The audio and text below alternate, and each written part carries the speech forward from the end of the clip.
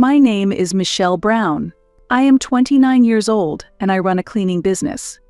Some might think of it as dirty work. It seems that my family especially thinks so. However, I take pride in my job.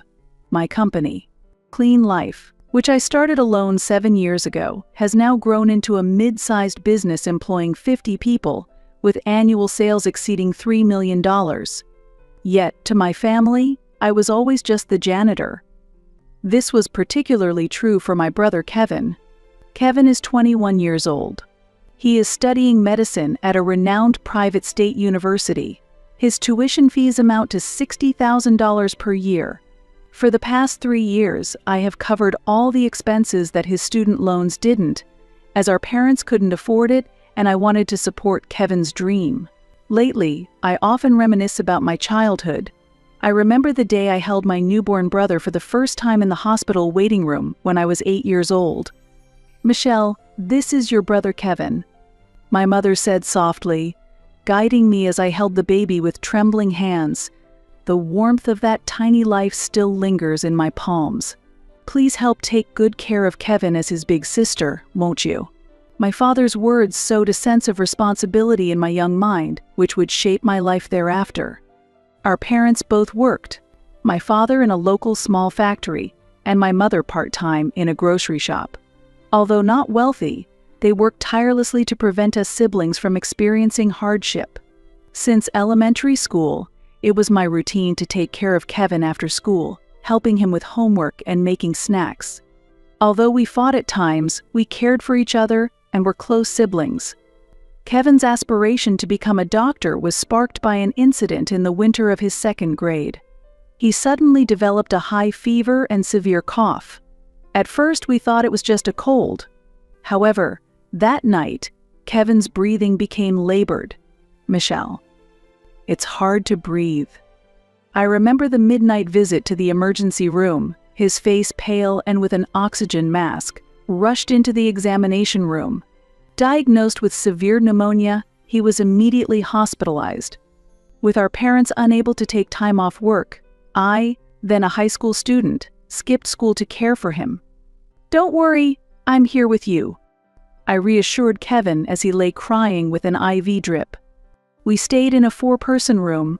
Kevin, weak under his oxygen mask, lay by the window. As his fever spiked at night and he tossed in his sleep, I would come after school and sometimes stay overnight to change his ice pillow and wipe his sweat. This girl really takes good care of her brother. I heard an elderly lady in the same room tell a nurse. 3 days into his hospitalization, Dr. Anderson came for a round. A kindly middle-aged doctor with a gentle smile, he reassured us, "You're doing well. You'll get better soon." Kevin nodded weakly. "The doctor is kind yet seems so reliable," Kevin murmured. A week into his stay, a little girl in the same room had a seizure at night. Dr. Anderson rushed in and skillfully handled the situation, with Kevin watching intently. "Amazing," he whispered in pure admiration. On the day of his discharge, Kevin thanked Dr. Anderson. "Dr. Anderson, I want to be a doctor like you in the future," he declared. Dr. Anderson smiled kindly.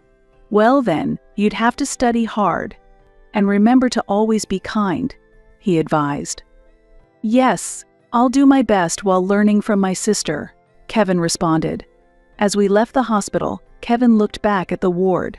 "Michelle, I promise, I will become a doctor and help those in need," he said, his eyes shining like never before.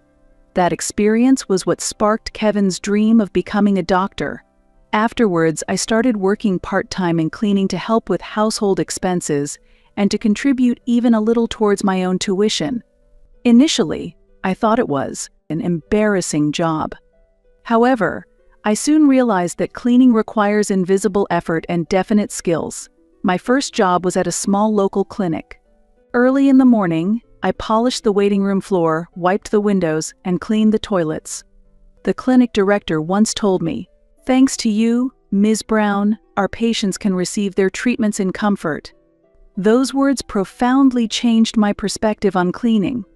"The place looks like it's brand new after you clean it up, Michelle," A customer once told me, a compliment I still cherish to this day. After graduating high school, I joined a major building maintenance company. Cleaning supports people's lives. I was drawn to this job believing this. While working on site, I learned the techniques and know-how of cleaning and management. In my second year with the company, I was entrusted with cleaning a large commercial facility, a crucial job overseeing more than 100 staff members. The cleaning work was relentless, from early morning at 4 a.m., before the store opened to late at night after it closed. Sometimes I had to manage both the late night and early morning shifts. Occasionally, I also had to work many hours of overtime to cover for staff who suddenly took leave.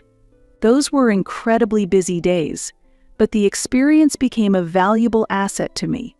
Our cleaning staff included a diverse range of individuals, from elderly workers to housewives, each with their own circumstances. Elderly staff members, despite their excellent cleaning skills, often had to quit because their bodies could no longer keep up. In the break room, I heard part-time housewives with young children struggling to adjust their shifts. It was around this time that I began to think about starting my own business. I wanted to create a better working environment for the staff. I wanted to support people's lives through cleaning. That was my motivation. Michelle, you are really suited for this job. You work diligently and notice even the smallest details. Encouraged by an older colleague's words, I began studying management. During breaks, I read articles for entrepreneurs, and on weekends, I attended management seminars. Gradually, my dream of starting my own business took on a concrete shape. Meanwhile, Kevin, who had reached middle school, was fiercely pursuing his goal of becoming a doctor. He was always at the top of his class at school. His desk was perpetually stacked with textbooks and workbooks. However, our family finances were tight, and we couldn't afford to send him to tutoring. Kevin's dedicated himself to his studies desperately. He arrived at school earlier than anyone else, and after classes, he stayed behind in the library to study. On weekends, he was at the state library from the moment it opened. Kevin, you're working so hard every day. You'll surely become a wonderful doctor. My mother's words were filled with both pride and a tinge of sadness. I was just as desperate during his high school entrance exams. The high school Kevin wanted to attend had a slightly higher academic standard, but I didn't want him to give up. Don't worry, I'll support you with all I've got, I told him, buying him reference books with my own salary. I also secretly bought him snacks when he seemed tired. On the eve of the exam, I stayed up late with him, calming his nerves. Michelle, what if things don't go well tomorrow? Don't worry, you've done enough, Kevin. The joy of finding his examination number on the pass list on announcement day is still vivid in my memory. Kevin hugged me, crying. It's all thanks to you, Michelle. Thank you so much. At the age of 25, I resigned and finally decided to start my own company. I had saved $30,000 from my part-time jobs and as an employee, desperately accumulated over the years. I went around to banks with my business plan, but none took me seriously. The cleaning industry has too low an entry barrier. There's too much competition, they said. Starting a business as a woman is still seen as a risk. These words nearly crushed me repeatedly, but I did not give up. My first job was through an introduction from an older colleague from my part-time days. It was routine cleaning at an elementary school where her friend worked. The salary was low, but this was the start of my company. Ms. Brown, you clean so meticulously. We're grateful to have you here. The vice principal's words led to the next job. It was office cleaning for a company owned by the PTA president. I worked alone from early morning till late at night. During the day, I was on site. At night, I handled accounting and sales. There was no time to rest, but every day was fulfilling.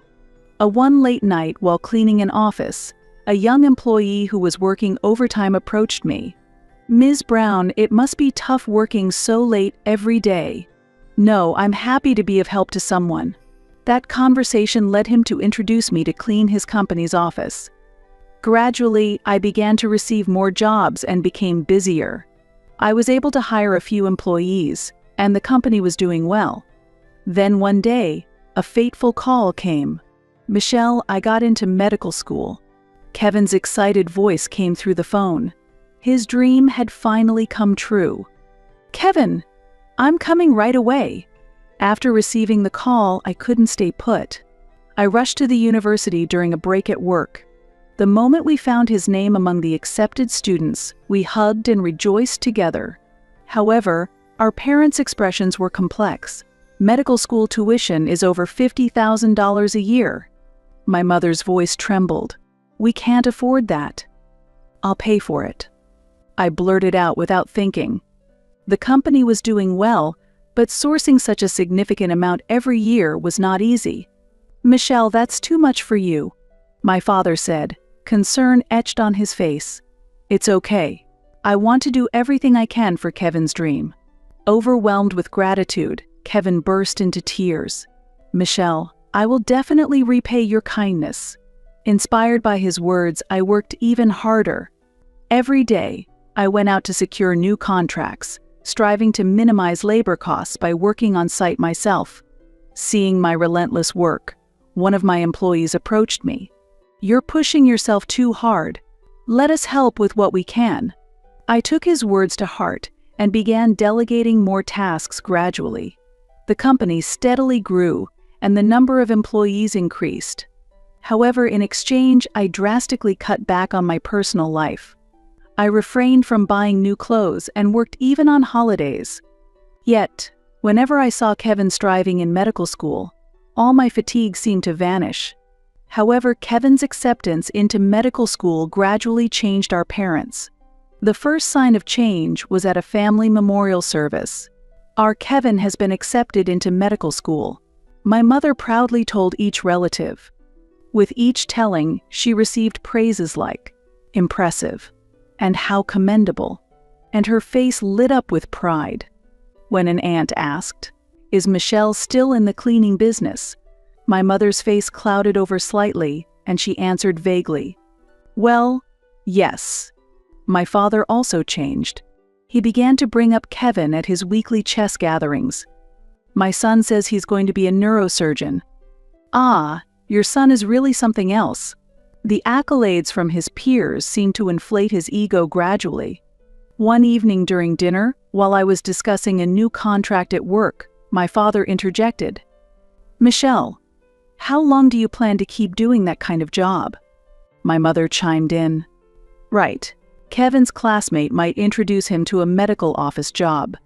It's much better than cleaning." My heart froze at my mother's dismissive reference to my job as just cleaning. As Kevin's performance in medical school became known for its excellence, our parents' attitudes escalated further. They began to boast to our neighbors and at the hospital during his internships. "Our son is so well regarded by the doctors. He might stay on at the university hospital." My mother's voice would rise with each story. During the end-of-year cleaning, as I tried to teach some professional cleaning tips, my mother looked at me with a hesitant expression. "Michelle, it seems this kind of job suits you." My father even began planning his retirement, banking on Kevin's future success. "Once Kevin becomes a doctor, we won't have to worry about our old age. Working at a big hospital, he'll easily make over $200,000 a year," he speculated. Conversations at home gradually revolved solely around Kevin. I felt as if my existence was fading into the background. At family gatherings, my mother started avoiding topics about my work. "Michelle is. Well, she's managing," she would say, quickly followed by, "But Kevin." One day at a neighborhood Christmas party, a decisive moment came. "Your son is in medical school? That's really impressive," a neighbor commented. My mother responded proudly, "Yes, perhaps it's a result of our upbringing. We've inspired him to pursue a dream in healthcare." I was shocked by her expression at that moment. It seemed my daily efforts to pay his tuition had been erased from my parents' memory. My decision to leave home stemmed from these experiences. Keeping a reasonable distance, I managed to maintain a relationship with my family. However, a significant event soon shattered our family dynamic. It began in the autumn of Kevin's senior year in medical school. Kevin started dating a fellow medical student, Tiffany. They met during an internship at the university hospital. She was talented and beloved by everyone. Kevin was instantly smitten. Tiffany is the only daughter of a family that runs one of the top general hospitals in New York. Kevin's voice over the phone held a note of pride. It turned out her father was the director of a general hospital. That's amazing. But I'd like to know more about her. Can you introduce me sometime? Ah, yeah. Sure. But it's exam period now, so maybe later. This exchange was repeated many times. Even after a year of dating, I had yet to meet Tiffany. At first, I didn't mind. Medical school is busy, and I was busy with work too. But a sense of discomfort lingered. One day on my way home from work, I accidentally saw Kevin and Tiffany in front of a high-end restaurant, chatting happily. Just as I was about to call out to them, I saw Kevin's expression darken. He hurriedly ushered Tiffany inside the restaurant, pretending not to notice me. At that moment, I couldn't understand why my brother was avoiding me. Then, that call came. Michelle, about this year's Christmas party. My mother's voice carried an unusual weight. Maybe it's better if you don't come this year. I was taken aback for a moment, doubting what I just heard. Our family's Christmas party was a never-interrupted tradition, one I had always attended no matter how busy I was, even when I started my company or during delicate times in our family relationships. Since my childhood, this party has been a cherished memory filled with my mother's homemade cakes, my father dressed as Santa Claus, and exchanging handmade gifts with Kevin. It was a precious time to affirm our family bonds. What do you mean? Well, Kevin is bringing Tiffany, and her parents will be coming too. My mother's words were hesitant, as if hiding something. That moment brought back memories of the past, the night I stayed up caring for Kevin when he had a fever in elementary school, and the days I encouraged him during his middle school entrance exams. Those memories now felt like a distant past. The truth came directly from Tiffany herself. In fact, I had already met her a few months back. It was a fateful encounter on the day of a cleaning service bid at the general hospital. After finishing a presentation with other contractors, I was checking documents for the next project in the hallway when a hurried woman nearly bumped into me. "Oh, I'm sorry," said the young woman in a lab coat, apologizing deeply. While thinking she looked familiar, I glanced at her name tag. It read, Tiffany Owen. Realizing she was Kevin's girlfriend, I couldn't help but speak up. "Are you Kevin's?" She looked surprised. "Yes, but I'm Michelle, Kevin's sister." Tiffany appeared momentarily perplexed but quickly smiled warmly. "Oh, I've heard a lot about you from Kevin, but he never showed me a photo." Our conversation naturally flowed, and before I knew it, we were deeply engaged in discussion. Tiffany was an intelligent and kind woman. I could see why Kevin was smitten. "Could we keep this between us?" Tiffany suggested. "I think it would surprise him. He would be surprised when we reveal to him we've become good friends." I thought it sounded fun and agreed to keep our meeting a secret. However, looking back, perhaps Tiffany wanted to keep it secret out of consideration for me. We occasionally met for coffee after that. Then, the day after my mother called about the Christmas party, Tiffany contacted me. "Michelle, there's something I need to talk to you about." Her voice trembling. We met at our usual cafe, her eyes red as if she had been crying. "Michelle, I can't stand it anymore," she said, her voice shaking. "About the Christmas party. Maybe I shouldn't say this, but I think you have the right to know." Tiffany took a deep breath and began to speak. She had accidentally overheard a conversation between Kevin and my mother. She heard them saying, "Tiffany's family shouldn't find out that his sister is a janitor." That phrase struck me like a sharp blade.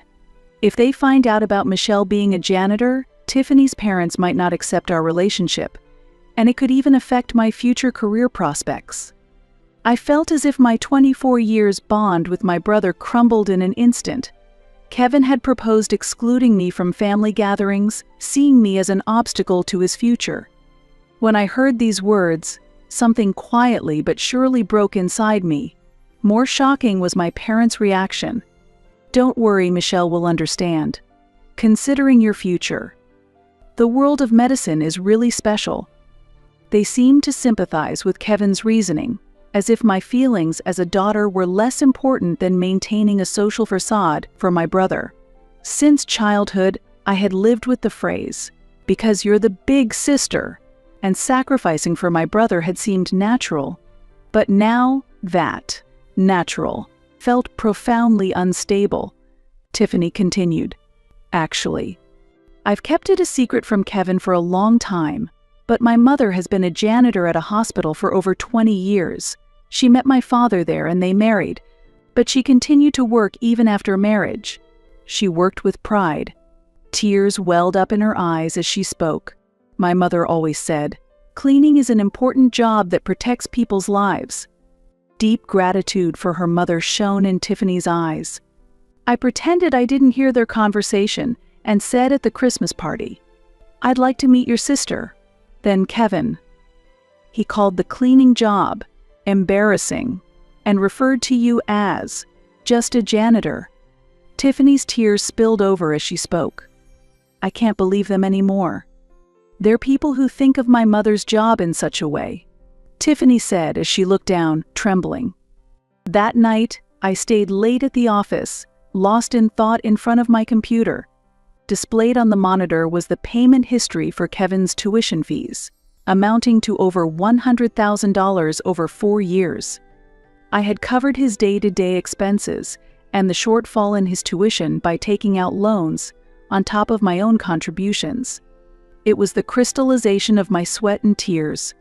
The nightscape visible from the office window seemed lonelier than usual. A janitor's sister. The phrase echoed in my mind like a haunting refrain. I am proud of my job. I support people's lives and maintain the environment. It is by no means a job to be ashamed of.